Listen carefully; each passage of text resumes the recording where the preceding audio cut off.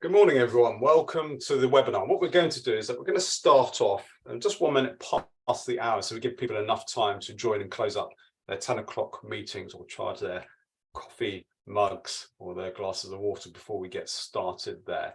If you do have a question that you want to pose to our panelists, Adrian, Matt, and Chris, please do so in the chat, or you can do that anonymously by posting your question in the Q&A, which is denoted on the toolbar at the top or the bottom of your screen. You'll notice that it's got the two speech bubbles, and underneath the Q&A, you can click or tick the box anonymous so that your details will not be disclosed to anybody on this webinar. So if you want to pose a comment, please do so in the chat where your name will be revealed. But if you want to pose a question, then you can do so anonymously in the two speech bubbles, and underneath that it has a Q&A. Just for FYI, just for your information, then a copy of the slide deck will be available at the end of today, along with excellent papers and white papers from Boville and also Elephants Don't Forget on your approach to vulnerability as well. We'll post those in the chat and also send them to you with a PDF version of the slides there. This is an interactive webinar, so we do love engagement, we do love your comments, do love your feedback. And if you have good practice that you're implementing and running through your culture and also your organizations on your approach to vulnerability, we'd love to hear that as well. This is a knowledge sharing discussion. We're not saying that we've got all the answers, but we'd definitely love to hear from what's working in your organizations so that we can share that as a sector as a whole. We've got a number of people joining us. I think over 500 people have registered for this session today. So super excited, because that's the word that my kids use all the time. Don't know why they put super in prefix that with everything they say, but super excited to have you here. So if we will get started off in around about 30 seconds time. Is fine.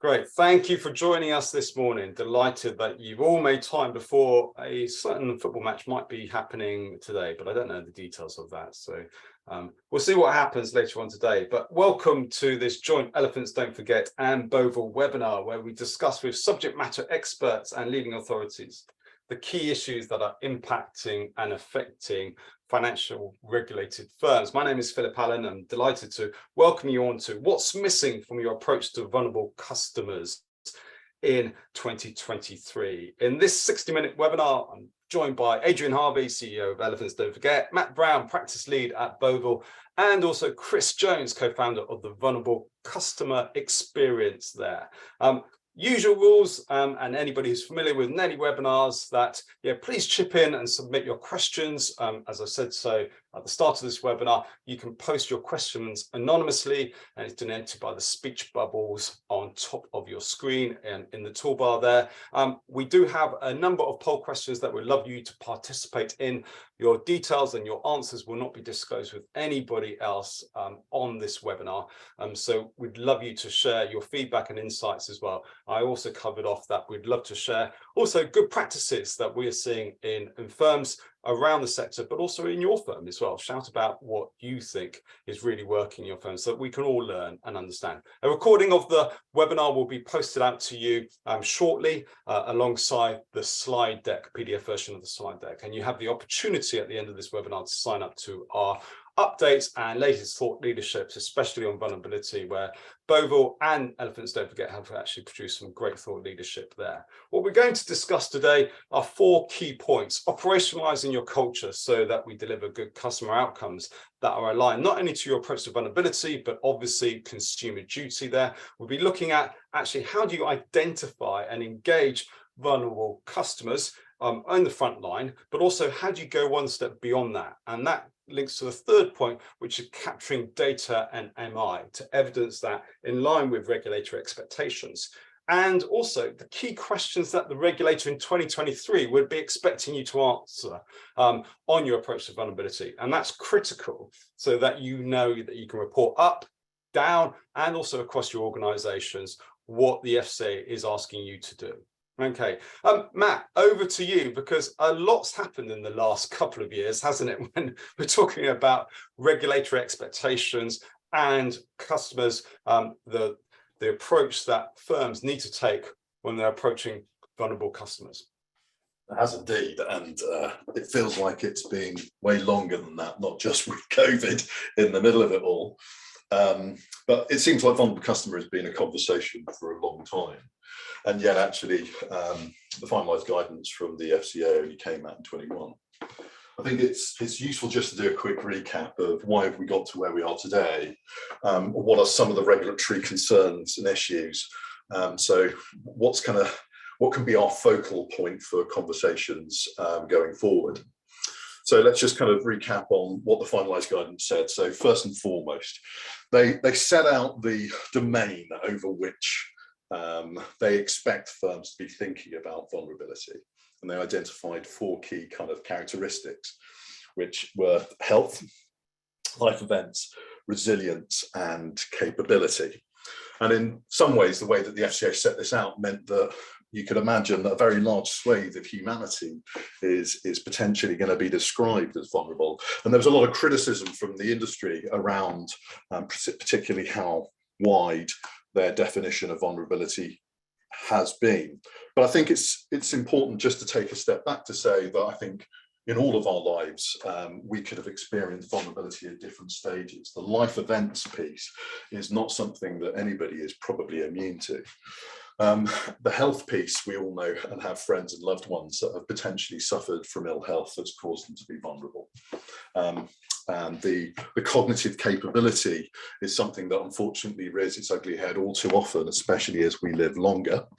And more people suffer from things like dementia and Alzheimer's as a consequence. And financial resilience, well, we only need to see what's going on in the world today to see how financial resilience gets knocked pretty quickly and quite devastatingly from macroeconomic circumstances and personal financial circumstances. So I think all of those were valid points. Precisely how the FCA expected everybody to deal with all of these vulnerable customers was slightly less well defined. And I think that that's why it was kind of unsurprising that when the FCA came to look at this a year after they issued the guidance and started looking at how firms had approached it, they were, let's call it, disappointed.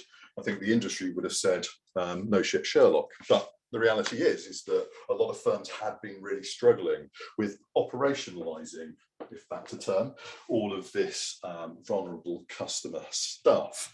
The FCA were critical of the fact that firms didn't really seem to have the MI. Well, that was partly because a lot of the firms that I was speaking to still didn't quite have a clear understanding of what they were looking for. And even if they found it, they weren't entirely sure what they would do about it. And I think that that is something that came through in a lot of the conversations that preceded the FCA's review. Was less and less is this then a story just of how do we capture information, but more and more about what actions we are meant to be taking. And I think that leads us on to where we are today with the consumer duty. The consumer duty has got a lot of press attention, lots of industry chatter going on, and a lot of people quite concerned about where this could all end up going. But there is one very clear thing, is that it's happening, and that the consumer duty by the summer of next year will be with us.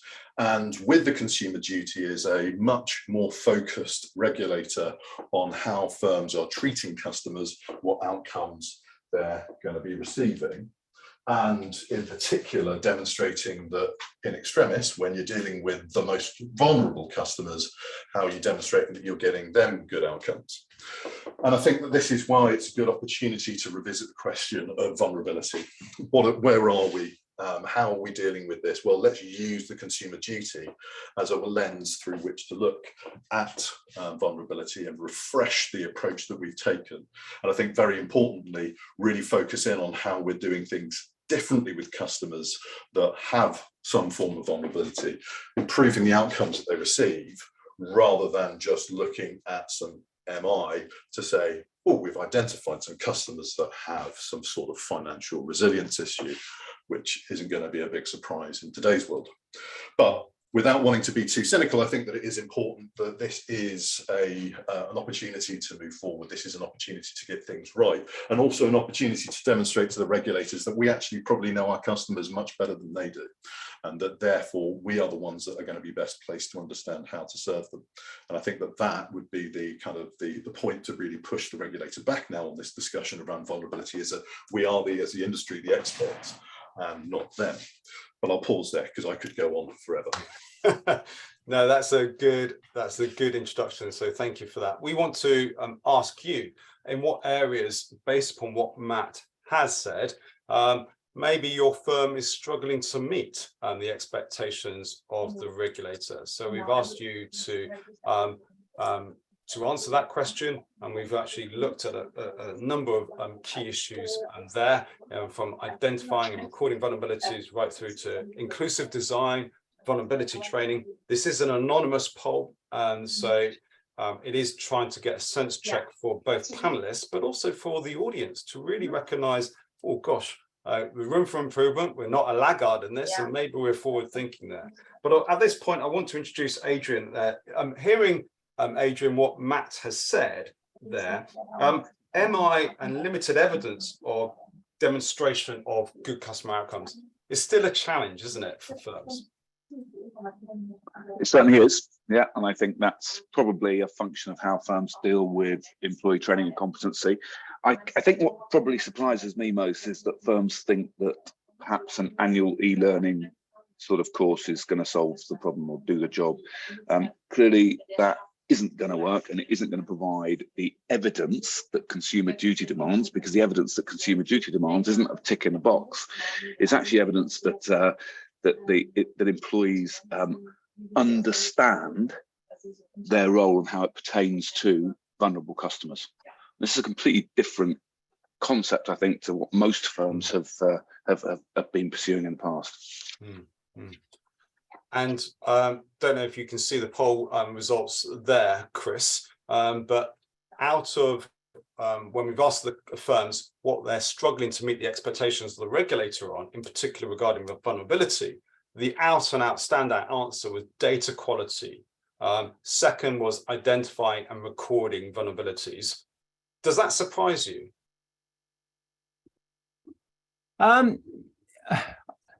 I'd like to say yes, but actually no. I think identifying and recording vulnerabilities on the surface of it feels like it was something that we were doing back in 2021, but the reality is it's still at that point of disclosure and at that point of being able to speak with customers and open up that conversation and go beyond the transactional to take on this additional duty of care and ask those additional questions, which allow an atmosphere of disclosure. I'm not surprised that that's still right up there. And I think it links back into what Adrian just said about it's not a once and done tick box e-learning exercise, because if it hasn't filtered into the culture, then, and there isn't the capacity and the tools and the time given to having those conversations, if they are face-to-face conversations or over the phone conversations, to actually ask customers and really engage in listening to what they're saying and what the impact of that might be, then yeah, it's the biggest area that firms need to fix quickly, I think. I'm going to call out one of those points there. Only 10% of firms think they're struggling with embedding a customer-centric culture. Yeah, I saw that. Yeah. I'm looking at this. I'm waiting for Matt to jump in and say, and here's my evidence, right? So the default method of training employees in the marketplace is a single point in time e-learning module. This is a bolt-on. This is not going to move the dial in terms of ensuring that your that your business puts the customer at the center of your radar. Certainly, I get that you might have changed your products to ensure that they're not giving consumer harm. But if your approach to ensuring your employees are competent and capable in their role is a single point in time e-learning module, I'm really surprised that only 10% of people on this webinar are telling me that embedding customer-centric culture is a problem. Adrian, you're on the money. I think that what I would say to a lot of they're not delusional though, Matt, are they? I mean, this is 10%. Well, so my experience has been that when you've got really, really effective cultures in which vulnerability is something that forms, or even customer centricity, again, a stupid term, but it's one that shorthands to where we're trying to get to. But where firms are really, really good at that, actually, they don't struggle with the data quality and they're not struggling with evidencing things, partly because they're finding a way. Culture finds a way. And really effective cultures get to the answers. And I think the real challenge here is that when you haven't got everybody pulling together, either because there are links that aren't being made between different areas, and we'll come on to siloed thinking later, or because the leadership team isn't really setting the right tone. And Adrian will definitely talk about that later. But I think that if you haven't got an effective culture where people are joined up, then obviously the consequence of that is you're going to struggle to be able to identify customers' vulnerabilities, and you're going to struggle to be able to evidence that you're dealing with them effectively. And I think that for me, this is maybe where the disjoint in these responses feel like they're coming through, is we've got a lot of firms saying that they're struggling, but none of them feel like that's a problem with everybody pulling together to get to the right answer. And that's what a culture is effectively would demonstrate. And so I would challenge people. I would say that this isn't about turning around saying you've got a crap personality because your culture isn't aligned on. It's not that, right? This really is a case of, if you're struggling with this, it's probable that you need to do something across the business to pull people together to have a common view around this. And what you'll end up finding is that solutions come from that, and being able to identify customers, being able to move forward is the way it happens. Why? I mean, you've alluded to this already, Matt, and there. Why is culture so foundational? I mean, obviously, we've got the quote from Sheldon Mills here talking about consumer duty being an expectation of a shifting culture there. It's not even changing the rules. It's a different game, isn't it now? It is, and I think that it's not self-evident as to exactly how the consumer duty rules themselves are going to change the game. And I think that there's a lot of reasonable skepticism about, is this not just TCF 2.0 when you look at it in black and white? However, don't get this wrong. The regulator is now going to be hunting for finding ways to be able to move the dial forward. We've had too many cases over the recent 20 years of customers being let down by the industry. And I think effectively what the FCA said is enough is enough. We're going to build out a set of rules that allow us to get you whenever we want. And that's quite a terrifying concept, a regulator with free rein, with an arsenal of weapons that they can use at their disposal whenever they want.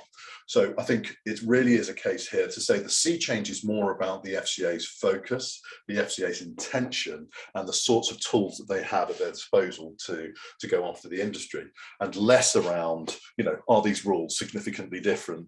Are the new 4 outcomes really different from the old 6 that we had under TCF? That's all kind of detail. It's more to do with ambition. And I think that with that ambition, we should be turning around and thinking to ourselves, well, I think a lot of us will admit that we've let some of our clients down over the years. We've not done as well as we would have liked. Various different competing pressures have put us into a situation where we haven't been able to move forward. And I think that this slide perfectly demonstrates the importance of what I was saying earlier, which is that really great cultures bring together everybody across a business in order to be able to work in an aligned way. And I think that's the thing that really is going to be the answer to the exam question that the FCA set out. I think, Adrian, you've got some strong views around the importance of leadership in this, and I think I agree with you. Yeah, I guess we were talking about it earlier. My story is a story from the energy sector, where I ran British Gas and a lot of E.ON, where there was a cultural shift with firms' treatment of employees in relation to health and safety. And frankly, in the good old days, it didn't really get on the agenda, and it was paid lip service, and some training was done, some boxes were ticked, and everyone got on with their work dangerously. The law changed, and directors of firms started going to prison. So all of a sudden, leadership led from the front and said, this is an important issue. And over time, interestingly, not with single point in time training, but with a continuous, relentless approach to safety, driven from the top and through all management, these firms changed. They've changed to the point where UK construction firms are probably the safest firms you can work at anywhere in the world. So for me, it's a great analogy. You know, we can say, yeah, we're changing our culture, but these were firms that were steeped in doing things a particular way, ticking a box and getting on with it. And through leadership from the top and throughout the organization, those firms change. And that's what's required in the financial services market. And that's where I think the regulator's going. They want to see wholesale cultural change, not bolt-on culture. Chris, you worked at the coalface and led leading teams, customer service teams in retail banking call centres.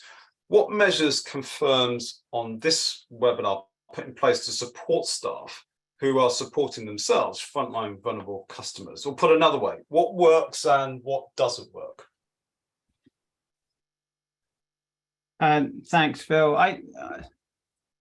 The evidence that I've seen is that what works is when those agents in the front line actually genuinely feel supported by their immediate line management. I think part of that empowering the front line, which forms part of that slide we're looking at, it's making sure that they have the training, but they're actually supported in that training, because they're highly operationalized and measured in call centers.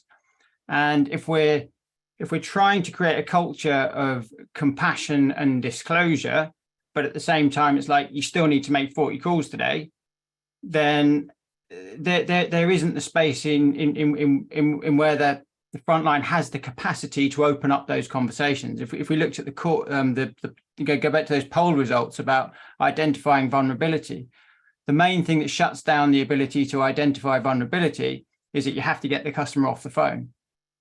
So, I've seen, large insurance companies have actually removed some of the metrics around their specialist welfare teams to make sure that they have the opportunity to get the focus right with the customer. And that's not having a massive detrimental operational effect. It's not, I think the fear is there, as soon as we give people the capacity to be able to open up a conversation, it's our average call handling time is going to go out the window. But that's why I called out that thing on culture. Look in the mirror. How many of the people on the webinar today have AHT as a metric that they're measuring in their contact centres? Yeah, and it's already the wrong side of the line. So as you rightly say, you actually want to invite employees to have deeper conversations with customers, and that metric is an unintended consequence that will stop it. Chris, you were talking about, and I think I don't want to lead you on this, but you were talking about the trust and the empowerment of staff to perhaps have a discussion where disclosure, because one of the biggest issues is how do you encourage customers to disclose vulnerability? How have you seen that working in practice? It works most effectively where the person on the phone can actually say to a customer, you've mentioned something here. I'm going to ask you a few more questions about that, because I really care about what's happening to you, not just in terms of the financial transactions that we're having and our customer relationship, but what's actually happening in your life. Because we're a big organization, we support a lot of customers. We might be able to help you, but we also might be able to point you in the direction of somebody else that can help you. And the firms that actually believe that and can actually evidence that they're doing that, those people at the front line are really confident about saying that. Where it doesn't work is somebody discloses something, and then we say, oh, well, we need to know a little bit more about why you're going to hospital. And the customer says, well, why? What's it got to do with you? So it's having the confidence of those agents to be able to believe that, their purpose is to serve that customer in every way that they can and build that relationship of trust. we talked about before the webinar, Matt, about the importance of having an aligned culture and a purpose which drives the outcomes that Chris has just indicated there in that great example. There is a risk of cultural silos, though, emerging from teams or departments that are outside the front line. Absolutely. I think it's interesting listening to the conversation between Adrian and Chris there, that if frontline staff, the ones that are having to have these conversations with clients, are sometimes struggling to identify vulnerability, then you kind of have to feel some sympathy for the back office staff going, what's my role? I don't have a clue what role I'm meant to be playing with the customer. But it's really important that everybody feels like they can contribute towards these outcomes.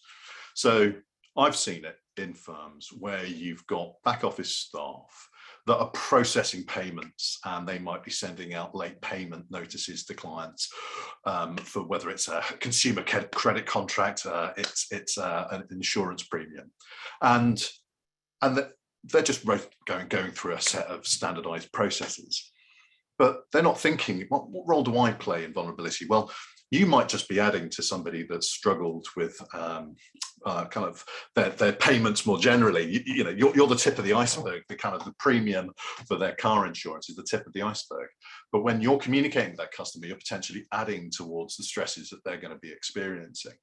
And it's not that you have any control is the kind of the problem. For a lot of staff, again, in the back office, they feel like they've got no degrees of freedom. They've got no capacity to adapt the processes in order to take into account vulnerability, but they should be empowered as well. So I think that this is where it's really important to join together the dots, that each part of the business contributes towards the outcome for a customer.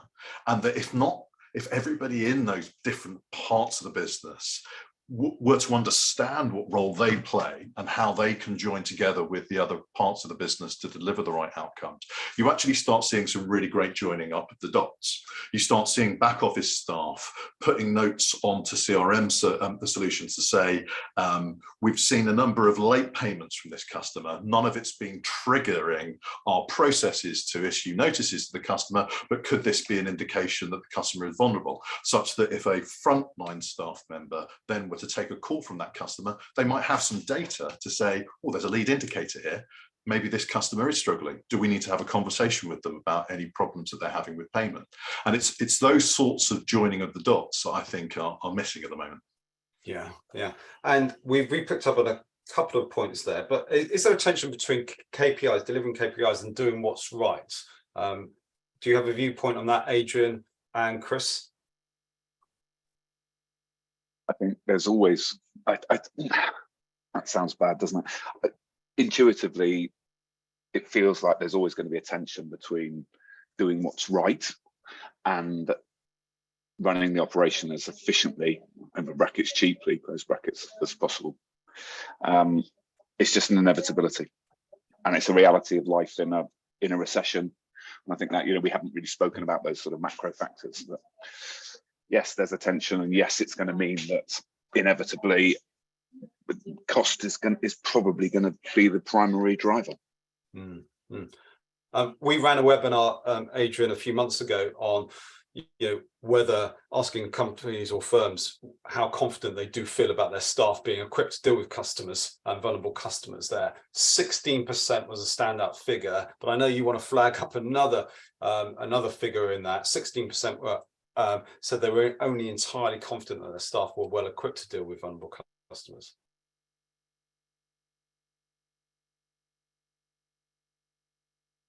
Have I lost you?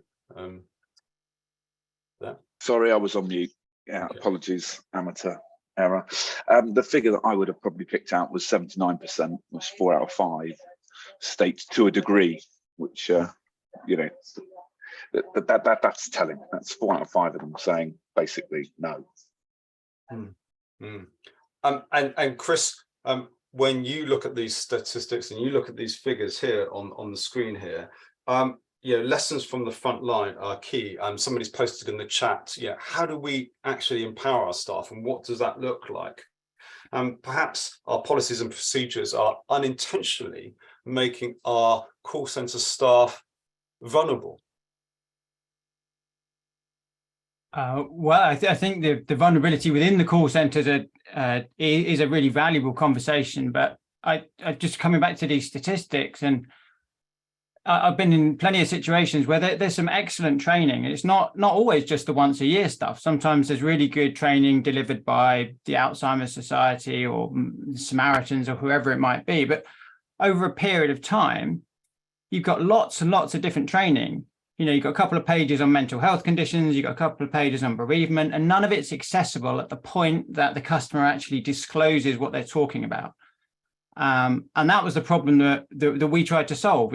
How can we put some tooling in place, whether that's an intranet or a toolkit? We have one, there's others out there. Customers have the opportunity to build out their own tools that when a customer says something, in the moment, you have some access to some language and some questions which allow you to open up an informed conversation about what the impacts are for that customer, not a detailed conversation about Alzheimer's or cancer, but what's the impact on that situation for you day to day.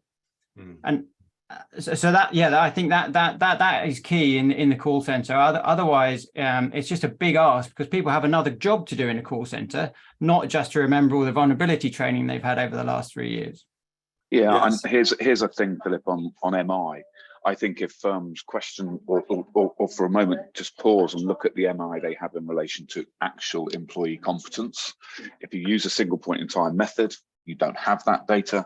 If you use a continual assessment methodology, you absolutely do have that data, and you can point to this is our greatest actual area of weakness, and that's what you put in the tool. So you ensure the tool is populated with what is actually the requirement for the employees at that point in time. But unless you have a continual assessment method, you haven't got that data point. So it's just lag indicators. It's just too late. As we move on to our second poll question, which should be up on your screen, and thank you for participating in this, I want to encourage you to post your answers there. They are, as I said before, anonymous there. We've had a couple of questions in. I don't know if panelists, you can just click on the Q&A button there at the top of your screens there, talking about data protection and data privacy and getting consent. What are your viewpoints on that fine line between obviously making sure that you're recording and evidencing you've captured vulnerability, and also making sure that we are adherent to GDPR guidelines there? I'm gonna quickly jump in, because I think that I've heard this from the get-go. Actually, when GDPR was first introduced, a lot of firms saying, Christ, this might prevent us from doing some of the things that we believe is important for us to do in customers' best interest. Well, if it's in the customer's best interests, I think you have license, especially under Consumer Duty, to start using the data for those customers' own interests. That regulatory exemption that sits within the GDPR, the legal exemption that sits within the GDPR, allows you to use that information for those customers.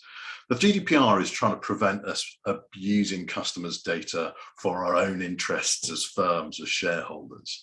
It isn't trying to prevent us from using data that serves customers. And I think it's really important to understand.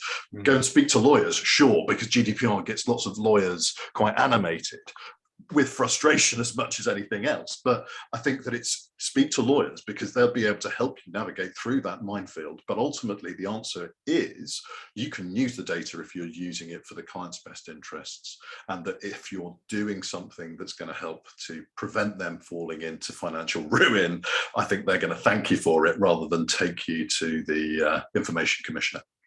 Yeah, Adrian, when you look at the answers, hopefully you can see the answers that are posted from the poll question there. To what extent are your frontline staff, answer D, offer tailored training to respond to vulnerable customer needs? Is that what you're seeing from existing Nelly clients? Yeah, I mean, without being too picky, I'm sure everyone, I'm surprised it's such a small number, because it depends on your definition of tailored. I mean, if you were to say individual, so if that training was aimed at that individual agent or employee's weaknesses, I suspect that number would be much, much smaller. But I'm sure the vast majority of firms are tailoring training relative to the job families that are out there delivering that need. So that doesn't particularly surprise me. And Chris, when we look at frontline staff being given sufficient and practical emotional support, is that, in your experience, what you've seen as well? Because there's a big answer there to some extent that I have, but to a greater extent, question mark. Yeah, and I think this is the big concern at the moment, particularly in call center environments. Attrition is so very high. And one of the reasons for that is because of the fact that customer facing staff are being expected to have these really challenging conversations with people. And they're not, a lot of them are not doing it in call center environments where we can actually look after our staff in a more face-to-face way. They're doing that in the isolation of their own homes, bedrooms, wherever. So I think that is telling, and I think I alluded to it slightly earlier, that what starts off with consumer vulnerability in a regulatory conversation has very much come in-house, and it's now a business risk element. That are we going to have enough people in our call centers to be even able to speak to our customers that potentially might be vulnerable, because this winter is going to be very, very difficult.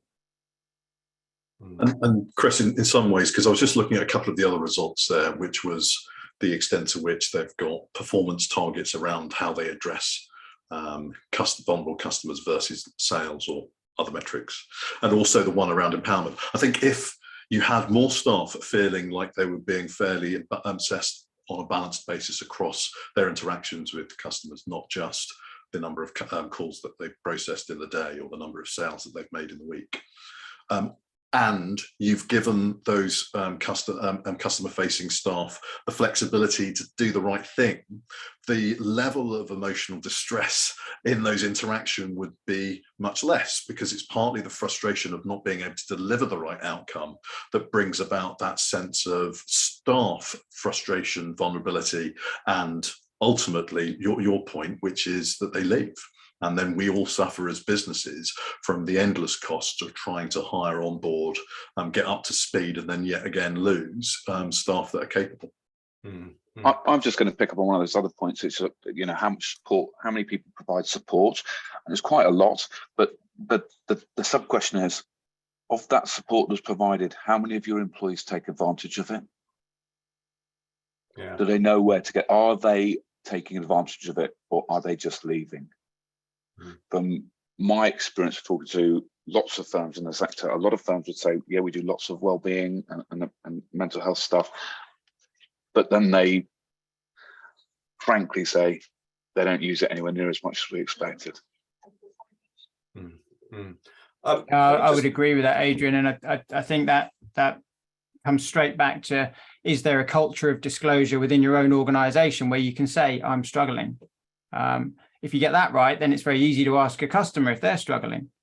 But nobody goes to phone the employee assistance line in an organization where that's seen as a badge, a negative badge. Yes, this is a really good acid test for kind of culture, this, which is if you're really struggling to deal with vulnerability within your own business, within your staff, then how do you expect the business to be able to do that with customers? And I think, it starts at home, right? If you really want to practice this properly, you want to start doing it at home first. Phil, the second poll has come up, and it's not a great surprise that we've got only a relatively less frequent level of training for non-customer facing staff. I would say that if we'd given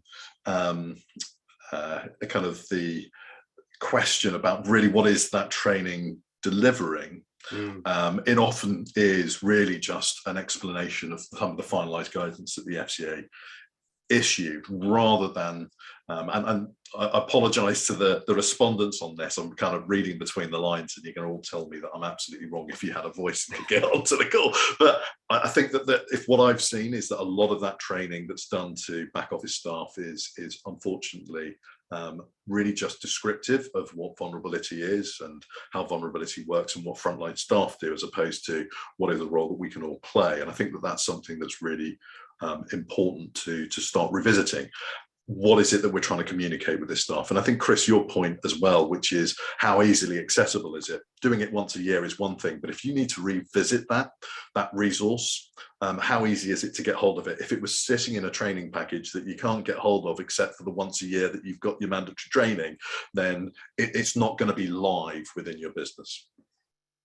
Yeah, I mean, there's some great questions coming in, and please, I'm seeing them as they're posted to us. So panelists, please do so. We've had a comment that board and non-customer facing staff refused training on vulnerability, as they said it would be of no discernible practical effect on their day-to-day jobs. Wow.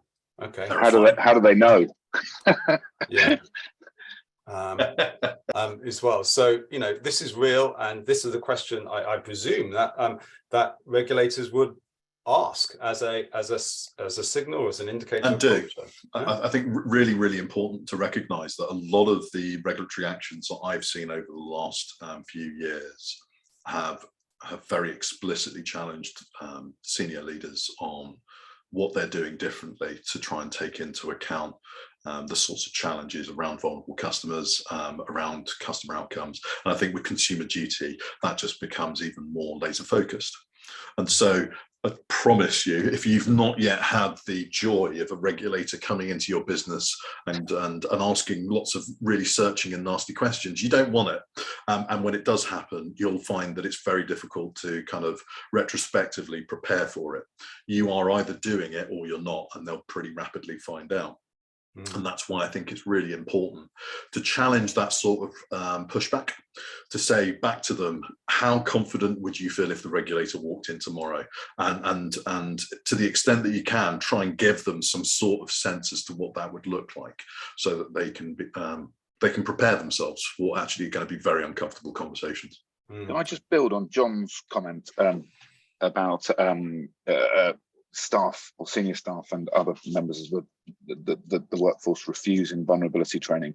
Imagine if you said, oh yeah, well, we haven't actually trained any of our employees on financial crime because they weren't really interested in it.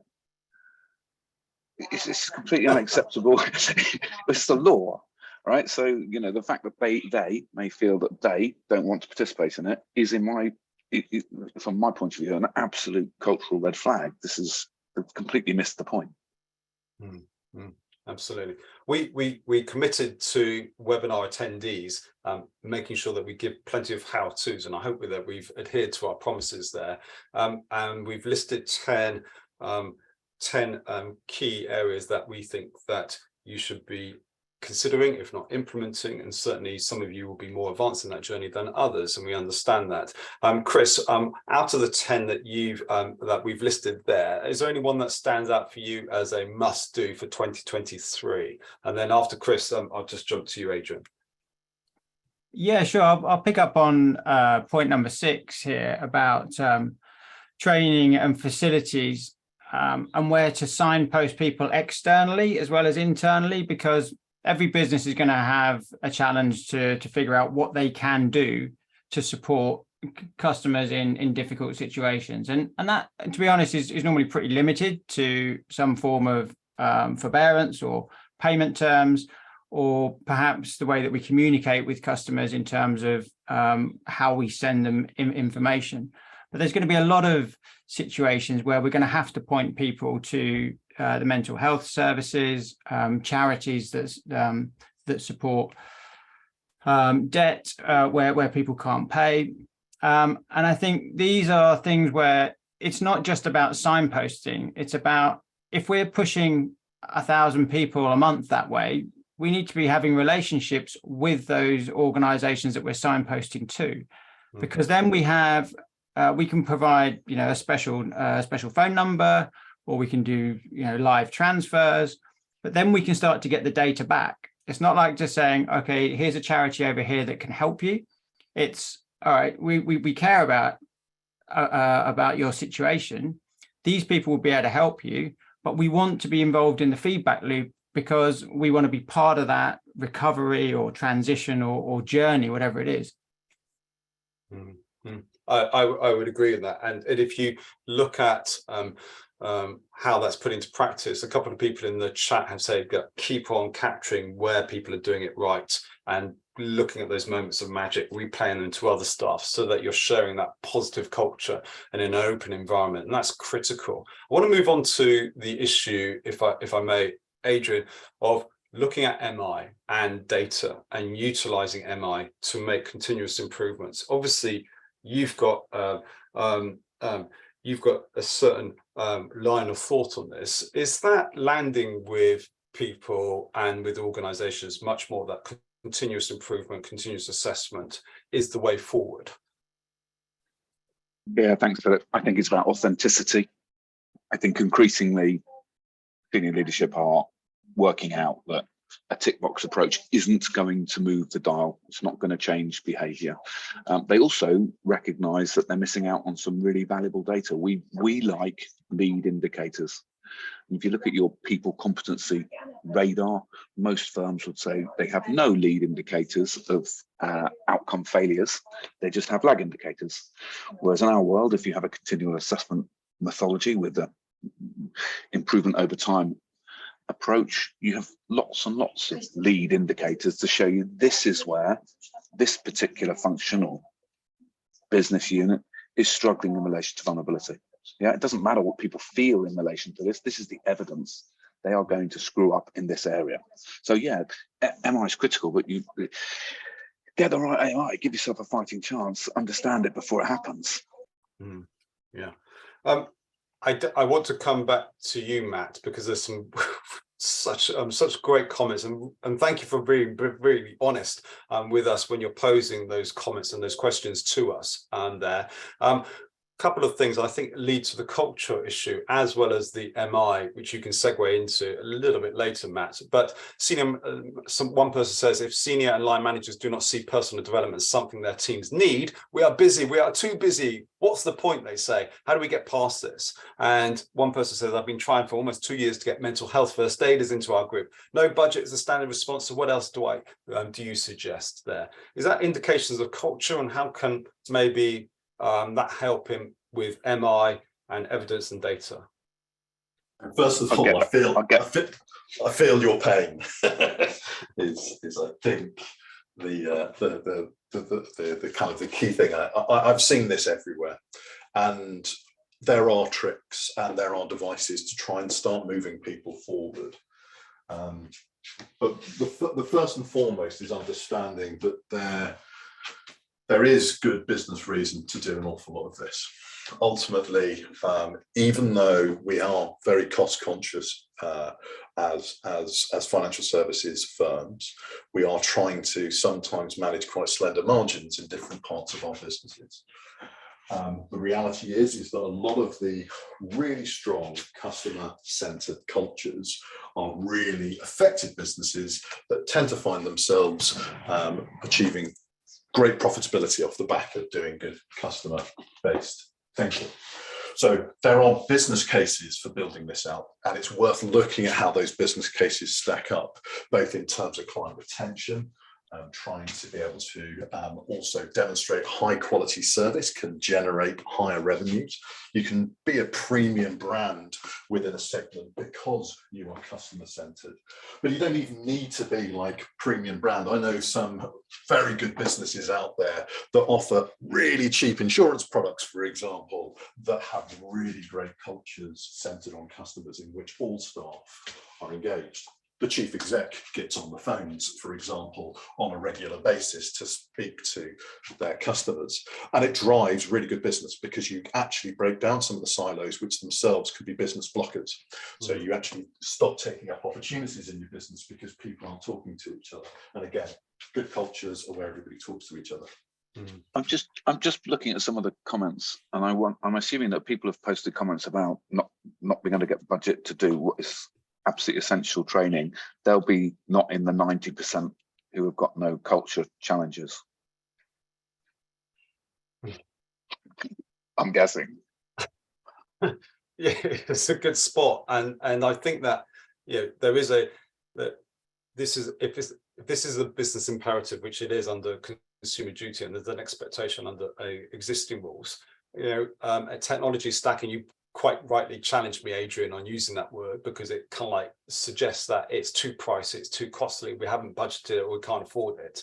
Is there a situation whereby firms really can't have a robust and a proactive response to vulnerability without having the MI and to evidence good outcomes? Listen, I'm still fixated on this. I can't get budget. I can't persuade people to come and do essential training.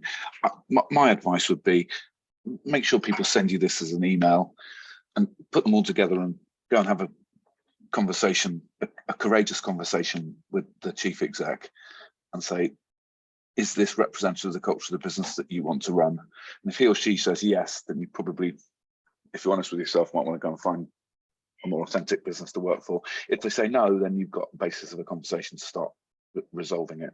Because I mean, Adrian, imagine showing that to the regulator. Well, I was just going to say that I think that nobody really wants to write down any of these dark thoughts that they end up having. But do you know what? I'd be really surprised. Sometimes I've gone into some businesses that are notionally got very aggressive chief execs that say it's all about the bottom line. But when you actually sit down and challenge them, they entirely get all of this stuff. It's just that the conversation hasn't been had yet, and the benefits to their business hasn't been articulated properly. I think that you really would be surprised that if you challenge some what would otherwise look like very big characters, they're really receptive. They're bright people. They all get it. Now, but how fast and how far you can move the dial is usually the kind of the key. But you can certainly get them on board to the message. And if you can't, as Adrian says, time to put your CV out there. There's a lot of jobs knocking around. Go for it. But I think that you'd be surprised. I've seen some really some what on the face of it look like intransigent senior execs really get on board with this stuff. Just because they got invited to get into the conversation properly, use their mental energies to solving a problem, and when they're given that task, they do it really, really well. Here we've outlined 4 key points, Chris, on what good culture looks like to achieve good customer outcomes. There's in one particular point that you flagged up prior to the webinar, which is the critical importance of embedding that culture, that approach to vulnerability within staff. Do you want to unpack that a bit further? Yeah, sure. I mean, I just have to make a comment on that last conversation though, because I think it's so important, and it does link to embedding. It's if we encourage a culture of disclosure within our business, we invite risk into our business. If we call 1,000 customers a day and ask them what are the things that are most troubling to them in their lives, some customers are going to be in really desperate situations. And it's not a sledgehammer to crack a nut when you say that, because I've seen this, and it's happening more and more often, that we're having customers on the other end of the phone that are saying that they see no hope for the future, and suicidal thoughts are what's going through their mind. Now, that's either a cry for help or an absolute reality. And if every one of your call agents isn't ready to handle that call, then you've got a massive exposure to risk in your business. And I think preparing for that and working backwards is a good way to actually make budget available, because I've seen what happens in businesses when people aren't prepared for that. It goes to the top very quickly, and there's an awful lot of finger pointing going on that says, why don't we know how to deal with this? Because it's not just the customer who's in grave danger, but the long-term implications of the person who's having to handle that call without the right training and tools are also long-term. And I think that is about embracing the fact that we are vulnerable, our customers are vulnerable, our processes are vulnerable. And when we take that on board, it becomes embedded, rather than it's like vulnerability is them over there and we're just trying to manage it. No, really good point there. I want to point you to the questions though. We've got a few minutes left. Point you to the questions, panelists. So if we can kind of use our final few minutes to answer the questions, also comment on the slides there. But we've asked people, asked you all as panelists, for 3 key takeaways. There may be more from this webinar, and obviously based upon the comments that you received from webinar attendees there. But do you want to pick up, Matt, can I start off with you first, looking at the focus of the regulator's attention on making sure that you have considered the gaps in your vulnerability, approach to vulnerability, and doing something about it. So you've identified it in 2022, probably even before that, but doing something about it so you can demonstrate to the regulator. Is that one of the key focuses that you see working with clients in this area? Yeah, 100%. I think one of the challenges around vulnerability is it all started out with very vague conversations, and it all became very, very big and overwhelming. And then when we finally get to the point of solutions, sometimes it feels like there's nothing that we can do. There are things that we can do. It's about getting into the finer detail. What are the small interventions that we can take to try and get to the right answers? And sometimes they look really small, almost trivial given the size of the overall problem. But it's not. Simple things like changing up the incentives for the advisors, empowering the kind of the customer service agents with simple tools, updated guidelines, flexibility around how they can give forbearance on payments. All of these things can be quite discreet, quite small, and only take place in a particular part of our customer interactions. And yet the impact at that really critical point can be huge. And the evidence that you then get on the changes that you're making happen for your clients is then really powerful in terms of being able to say to the regulator, look at all of these great things we're doing. And I think that that's really important, getting the stories. We've seen it time and again in the questions, getting the stories together for our business as to how we've made a difference for our customers, especially our most vulnerable customers, is itself a really powerful tool in being able to get people to start thinking outside the box and finding ways to help customers across their part of the business, wherever that is, front, back office. I like Philip, that. I'm going to pick out one. And it's quite an interesting thought. It's an anonymous question, but if I were running a subprime lending business, I'd be asking myself the question, what's the benefit to me not treating every customer as vulnerable? But if I just said a very high percentage of them are going to be vulnerable, therefore, why would I not assume that they all are? Adrian, that's a really good one, and something I've dealt with in the health insurance industry as well, because by and large, everybody that's making a claim, you can say, well, ill health, they meet that definition of vulnerability. I think that there is something a bit, this is kind of slightly conceptual. I'm going to try and be brief, I promise, Phil. But I think that it's really important to go, first and foremost, do we actually understand our customer? That's the thing that the consumer duty is really asking. Do you know who your target customers are?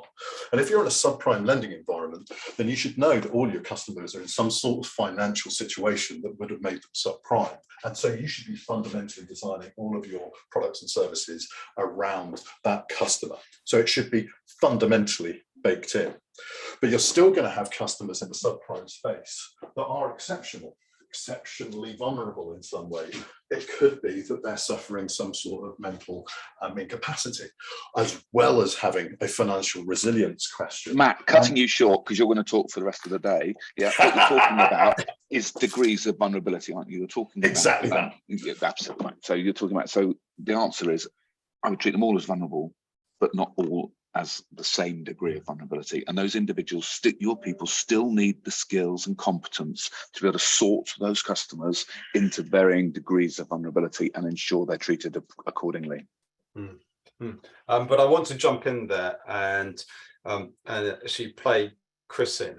We've had one of the questions say, okay, I don't have budget, struggling to raise that in terms of like vulnerability training. What can I do internally as an organization to make the changes that we as panelists are suggesting or advocating that firms do on that? It's all on you, Chris. Well, I guess you got to look at what your customer base is and what to start making some best guesses at where vulnerability sits within your customer base. I think in terms of training, it's asking questions and having the right conversations is about that culture of actually being kind of open and being able to actually say that it's not, it's okay not to be okay. That's really that for me, it's being able to articulate why you care, and having a belief that you can make a difference. I think that's the key thing that I've seen in call centers. That and one of the comments made about playing back what good looks like. In a call center of 20-year-olds, everybody assumes that everybody else can Google everything. So, find some examples where you've actually offered some information and it's been really well received by a client. We've asked you to indicate your interest in reaching out to Boval for help, guidance and support on your approach to vulnerability. Also asked to check out 2 solutions that are provided by our panelists as well. Elephants Don't Forget, to actually make sure that you move away from a single point in contact in time to a continuous assessment, continuous improvement, to personalize the training to the specific requirements of individuals within your organization. And also the Vulnerability Toolkit, which is a great signpost of organizations that your call handlers and your call centers, as well as your staff, can actually guide and direct conversations after recording on vulnerabilities. So thank you indeed for that. And we will allow individual panelists to reach out and actually give you the information that you want. We'll also make sure that we'll send you the white papers of Boval and Elephants Don't Forget after this webinar. There are a number of questions that you have posed, which are fantastic questions, which you don't have time to answer. But if I can get a commitment from the panelists to look through the questions there, and we will make sure that we action those. Okay, there you go. Of course, yeah. For that, and so that we can come back to you if you want. If you have posted those anonymously, that's okay. We'll make sure that we'll send those out to everybody there. I'm conscious that we've only scratched the surface of things, but I'd like to thank the panelists, Matt, for your insights, as well as Adrian and Chris as well. A really good debate that we've had, but I think that we need to continue the discussion into 2023. And thank you for also sharing what good looks like in your organizations. There's a number of people who have indicated that this is how we do it. So I'd like to share that alongside the questions as well. Thank you very much all for your time. And yes, I'm go England and go Wales today. Thanks, Phil. Thank you very much, everybody.